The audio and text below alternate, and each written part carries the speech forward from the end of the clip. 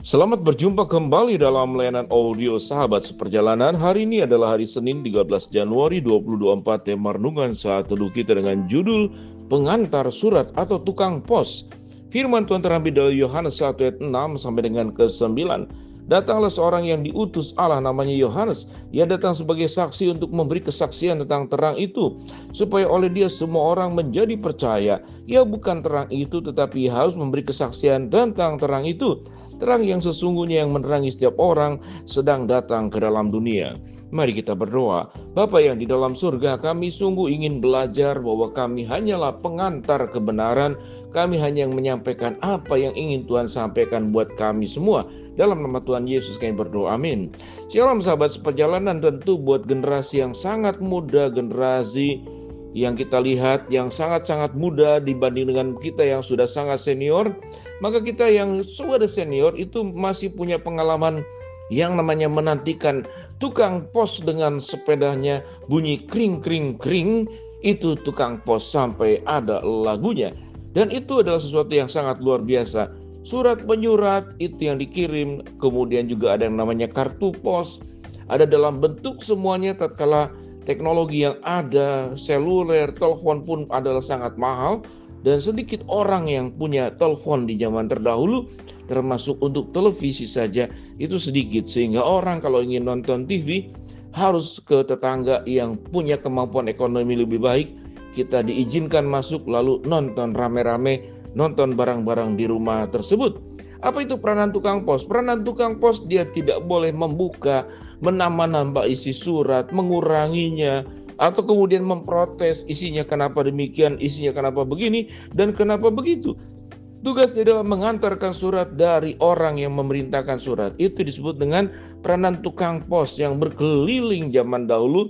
Itu lewat sepeda, kemudian berganti tatkala kondisi sudah makin baik, maka lewat sepeda motor. Kalau kita berbicara tentang tukang pos atau pengantar surat, itu terjadi apa yang disebutkan di dalam firman Tuhan tentang Yohanes. Yohanes itu bukan jalan, tetapi yang berseru, luruskanlah jalan untuk Tuhan. Yohanes bukan siapa-siapa, kita bukan siapa-siapa, kita hanya alat di tangan Tuhan untuk menyampaikan kebenaran. Apa yang terjadi dalam perjanjian lama, yang terjadi dari raja-raja yang diangkat oleh Allah, yang terjadi dari nabi-nabi yang diangkat oleh Allah, mereka harus menyampaikan persis apa yang Tuhan kehendaki, dan tidak ada kehendak pribadi yang boleh dimasukkan ke dalamnya. Jadi sehingga kalau yang namanya pengantar surat, yang namanya tukang pos, yang namanya nabi, yang namanya rasul, yang namanya setiap kita masing-masing sebagai orang percaya, kita menjalankan kehendak Allah, menyampaikan kehendak Allah yang tercatat dalam Injil Matius 28 ayat 19 sampai ke 20. Pergilah, jadikanlah semua bangsa muridku dan baptislah mereka dalam nama Bapa, Anak dan Roh Kudus. Dan ketahuilah, aku akan menyertai engkau senantiasa sampai kepada akhir zaman. Ini adalah perintah. Perintah yang mutlak dari Allah. Tugas kita hanya menyampaikan persis seperti yang Tuhan kehendaki. Surat itu disampaikan yang pertama kali untuk siapa? Tentunya untuk setiap kita masing-masing. Kita harus menjadi orang pertama yang menerima surat tatkala Tuhan berbicara kepada kita. Lalu kita membacanya. Surat itu apa? Surat itu yang ada di dalam Alkitab yang sekarang kita terima. 36 perjanjian lama dan 27 perjanjian baru. Inilah surat dari Allah yang diinspirasikan oleh Roh Kudus dengan kuat kuasa Roh Kudus, di mana para penulis Alkitab dari zaman perjanjian lama, perjanjian baru, sekian banyak penulis Alkitab, mereka tidak boleh memasukkan yaitu apa kehendak pribadi, pendapat pribadi, keinginan pribadi, suara pribadi. Mereka diinspirasi oleh Roh Kudus menuliskan surat sesuai dengan apa yang Tuhan kehendaki, kemudian menyampaikan itu kepada orang banyak. Di dalam proses tukang surat namanya tukang pos pengantar surat di zaman terdahulu. Kita sebelumnya juga punya Alkitab dalam bentuk hanya bentuk kertas. Zaman terdahulu lebih-lebih dari papirus dengan teknologi yang belum berkembang, teknologi percetakan yang belum terlalu maju. Kemudian kita berkembang sekarang, kita punya namanya Alkitab elektronik. Bahkan kita punya lengkap Alkitab yang kita mau cari dalam bahasa aslinya Septuaginta, bahasa Ibrani, bahasa Yunani, bahasa Latin, seluruh diterjemahkan kepada berbagai macam bahasa di dalam dunia ini.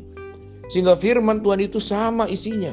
Sekalipun diterjemahkan ke dalam bahasa yang berbeda-beda, dia sama, tidak berubah. Mengapa?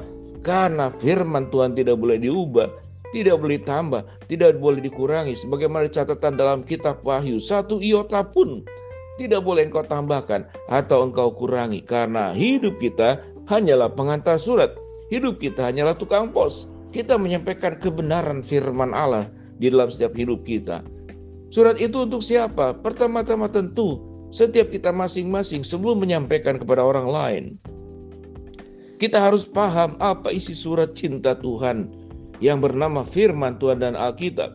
Di zaman terdahulu tentu Tuhan memerintahkan lewat mimpi, lewat penglihatan, lewat mujizat, lewat karya-karya Allah secara langsung yang disaksikan kemudian dituliskan. Bagaimana Allah menciptakan alam semesta, itu diucapkan kepada Musa. Musa diinspirasi untuk menuliskan 5 kitab pertama dalam perjanjian lama. Kejadian, Keluaran, Imamat, Bilangan, Ulangan. Itu disampaikan. Lalu kemudian kita sudah menerimanya saat sekarang dalam bentuk lengkap. Kita hanyalah pengantar surat. Kita hanyalah tukang pos yang punya ketaatan sepenuhnya. Apa isi surat daripada Tuhan sendiri? Yaitu tentang cinta dan kasih Allah, tentang penebusan, tentang pengampunan, tentang janji profetik. Satu hari kelak nanti kita akan masuk ke tempat surga yang indah. Tentang hidup di dalam dunia, mengapa banyak problem dan masalah. Dan tentang janji Allah. Sewaktu engkau menghadapi banyak problem dan masalah, firman Tuhan berkata, Aku akan memberikan kekuatan kepadamu.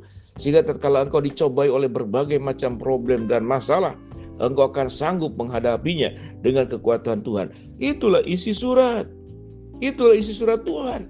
Isi surat Tuhan pun berisi tentang sebagai orang-orang percaya. Mari kita hidup saling mendukung, saling memperhatikan, saling menolong, saling mengasihi dalam lingkup persaudaraan, dalam lingkup rumah tangga, dalam lingkup gereja, dalam lingkup masyarakat.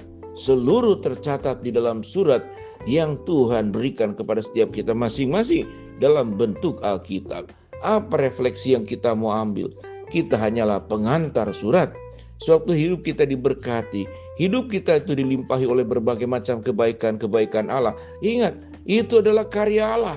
Dan kita perlu menyampaikan karya Allah itu, yaitu surat di dalam kehidupan kita masing-masing.